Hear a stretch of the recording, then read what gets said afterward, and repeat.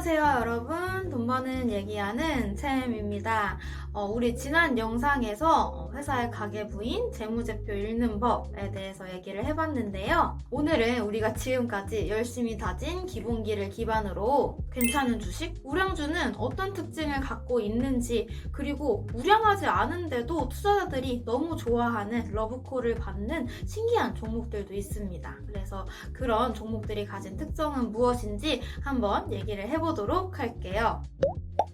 흔히 주식 투자의 정석으로 우량주를 장기 투자해라 라는 말을 많이 하는데요. 여기서 말하는 우량주는 어떤 주식일까요? 일단은 돈을 잘 벌어서 남들보다 빠른 속도로 성장을 하고, 같은 가격에 물건을 팔아도 비용이 훨씬 덜 들어서 회사가 남겨먹는 마진이 크면 좋겠죠. 이렇게 우량한 좋은 회사가 가지면 좋을 특징들을 수치화해서 얼마나 좋은지 측정할 수 있게끔 여러 가지 지표들이 재무제표 데이터를 활용해서 계산되어 있습니다. 여러분들은 이 많은 지표 중에서 어떤 게 중요하고 어떻게 해석할 수 있는지만 알고 계시면 됩니다. 네이버 금융이나 여러분들이 증권사 어플 켜시면 투자 지표 부분에 이렇게 많은 내용들이 나와요. 그래서 여러분, 오늘은 이 많은 지표 중에서 되게 중요하다라고 평가를 받는 핵심 지표 3개에 대해서 얘기를 해볼 거예요. 각각 회사의 성장성, 수익성, 안정성을 측정하는 지표이고요. 성장성은 기업의 이익, 성장률을, 그리고 안정성은 기업의 마진 데이터, 영업이익률, 순이익률을, 그리고 안정성은 기업의 부채 비율을 통해서 평가할 수 있고요. 모두에게 사랑을 받는 우량주는 이 3개 데이터가 모두 우수한 수준을 나타내고 있는 경우가 많아요. 일단 첫 번째로 성장이 나오는 회사인지 성장성을 체크해야 합니다. 김연아 선수가 매 시즌마다 최고 성적을 갱신했듯이 회사의 매출액, 영업이익, 순이익도 매년, 매 분기 꾸준히 성장하는 모습을 띠는 게 좋겠죠.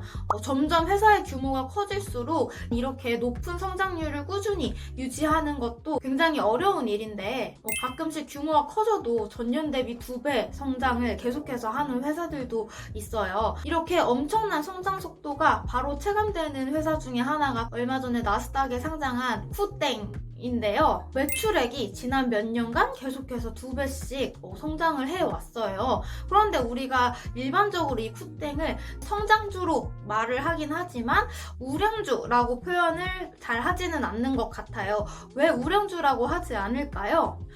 엄청난 매출액 성장률에도 불구하고 이 회사가 비용들을 제외하고 나면 영업이익이나 순이익 단에서는 적자가 계속되고 있기 때문입니다. 매출액을 비롯한 실적 성장만 보는 게 아니라 내실을 탄탄히 잘 다져나가고 있는지 추가적으로 확인을 할 필요가 있고, 이러한 내용은 이익률 데이터, 회사의 수익성 데이터를 통해서 확인을 할 수 있습니다. 크게 영업이익률, 순이익률 2개의 지표를 확인을 하는데요. 각각은 영업이익을 매출액으로 나누고 순이익을 매출액으로 나눠서 계산을 하게 됩니다.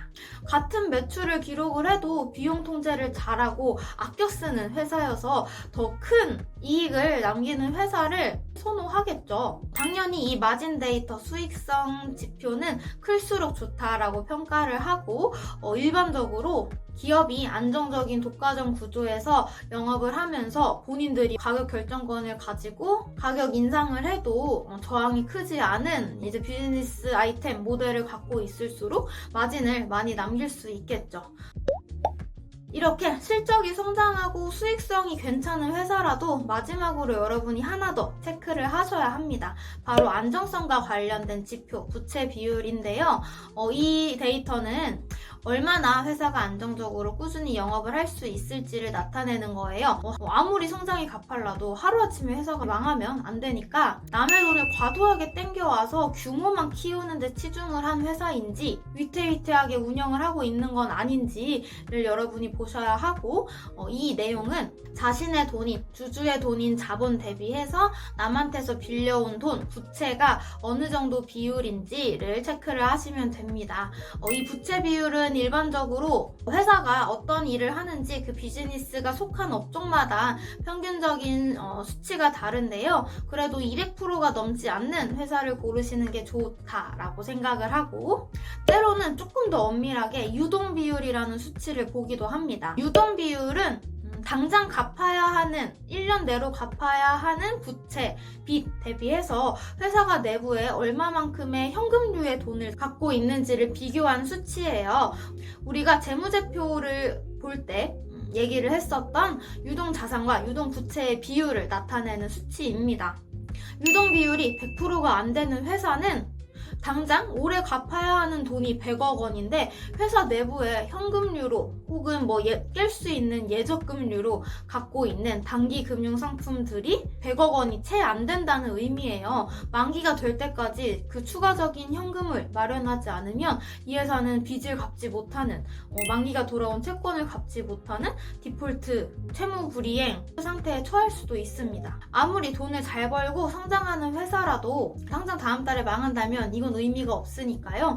여러분들이 마지막 이 부채 비율과 유동 비율이라는 수치까지 잘 체크를 해주세요. 이렇게 제가 말씀드린 3개의 요소, 성장성, 안정성, 수익성이라는 3마리 토끼를 다 잡은 우량 기업이라고 주가가 계속 상승만 한다면 주식 투자하는 거 사실 어렵지 않을 거예요. 제가 말씀드린 몇 개의 지표만 체크를 하셔서 여러분들이 투자를 하시면 되니까요. 근데 세상은 호락호락하지 않습니다. 아무리 좋은 지표를 가진 회사라도 꽤 오랜 기간 동안 주가는 재미없게 지지부진한 흐름을 보일 수도 있고, 반대로 이익은 계속해서 쪼그라들고 회사가 당장 망해도 이상하지 않은 상황인 것 같은데 주가가 폭등하는 그런 케이스가 나오기도 합니다. 회사의 재무제표나 비즈니스 모델을 통해서 파악할 수 있는 펀더멘탈과 달리 주가는 이 회사가 얼마나 예상을 뛰어넘는지에 대해 반응을 하는 경우가 많은데요. 저는 이걸 보면서 약간 우리 학교 다닐 때도 맨날 반에서 1등을 하는 애가 또 1등을 한다고 해서 그냥 그렇구나 하고 넘어가는데, 전교 꼴등이던 친구가 갑자기 200등을 올려서 빠른 속도로 치고 올라오기 시작한다면 그 학생에게 조금 더 열광적인 반응이 나올 수 있을 거예요. 주식시장도 이와 비슷한 이치를 띠는 것 같아요. 이렇게 성적이 바닥에서부터 수직 상승하는 학생을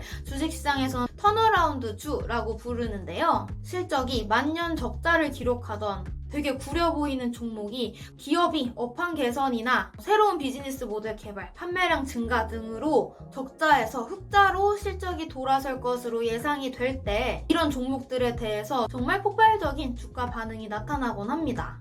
이런 턴어라운드 주식들은 이제 분기 실적이 발표될 때마다 이런 종목들에 대한 분석 기사들이 많이 쏟아져 나와요. 굉장히 여러 가지 케이스가 있는데 턴어라운드를 하기 위해서 뼈를 깎는 구조조정 과정을 거쳐서 비용 절감을 통해서 이익을 흑자로 돌리기도 하고, 비용 절감이나 이런 거 노력하지 않았는데도 매출이 너무 빠르게 늘면서 흑자 전환에 성공하는 케이스들도 있습니다.